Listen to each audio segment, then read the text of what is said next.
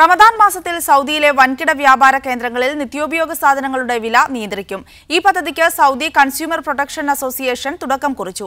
വില കുറച്ച നിത്യോപയോഗ വസ്തുക്കളുടെ പട്ടിക സംഘടനയുടെ വെബ്സൈറ്റിൽ പ്രസിദ്ധീകരിക്കുമെന്നും അസോസിയേഷൻ അധികൃതർ അറിയിച്ചു. വിശുദ്ധമാസമായ റമദാൻ വരുന്നതോടെ നിത്യോപയോഗ സാധനങ്ങളുടെ വില കൂടുന്നത് പതിവാണ്. വില നിയന്ത്രിക്കാനുള്ള പദ്ധതിക്ക് സൗദി കൺസ്യൂമർ പ്രൊട്ടക്ഷൻ അസോസിയേഷൻ തുടക്കം കുറിച്ചു. വില കുറയ്ക്കുന്നതുമായി ബന്ധപ്പെട്ട് രാജ്യത്തെ ഏതാനും വൻകിട ഭക്ഷ്യ വ്യാപാരശാലകളുമായി കരാർ ഒപ്പുവെച്ചിട്ടുണ്ട്. കൂടുതൽ സ്ഥാപനങ്ങളെ വില കുറയ്ക്കാൻ നിർബന്ധിപ്പിക്കും. ഭക്ഷ്യ ഉൽപ്പന്നങ്ങളുടെ സൗദി വിപണി മൂല്യം 10,000 കോടി റിയാലോളം വരും. ഗൾഫ് മേഖലയിലെ ഏറ്റവും വലിയ ചില്ലറ വ്യാപാര വിപണിയാണ് സൗദി. ലോകത്തെ ഏറ്റവും വലിയ 10 ചില്ലറ വ്യാപാര വിപണികളിൽ സൗദിയും ഉൾപ്പെടുമെന്നും അസോസിയേഷൻ റിപ്പോർട്ട് സൂചിപ്പിക്കുന്നു.